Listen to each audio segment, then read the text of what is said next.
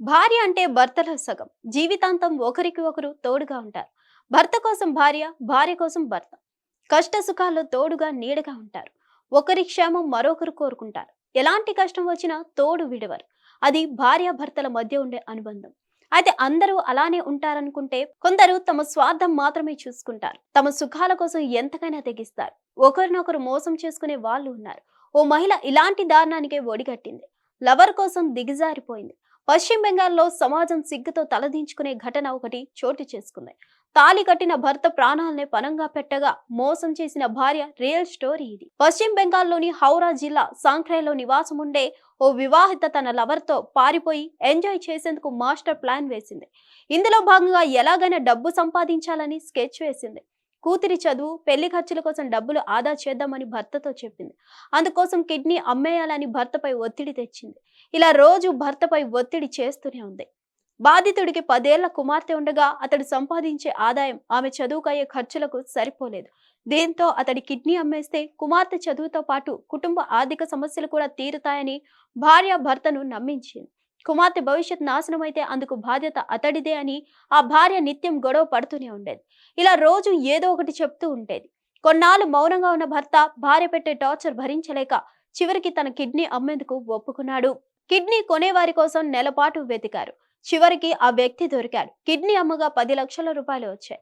Kidney అమ్మి వచ్చిన డబ్బుతో తన కుటుంబ ఆర్థిక పరిస్థితి మెరుగుపడుతుందని అతడు ఆశించాడు.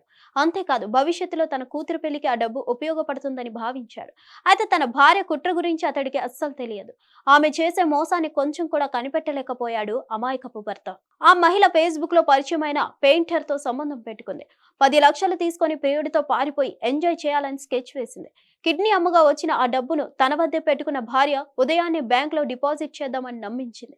కానీ అదే రోజు రాత్రి ఇంటి నుంచి ఆమె ప్రియుడితో పారిపోయింది. ఈ విషయం తెలిసి భర్త షాక్ తిన్నాడు. తాను మోసపోయానని తెలుసుకొని అతడు ఎంతో బాధపడ్డాడు. భార్య బారక్పూర్లోని సుభాష్ కాలనీలో రవిదాస్ అనే వ్యక్తితో నివసిస్తున్నట్లు భర్తకు తెలిసింది.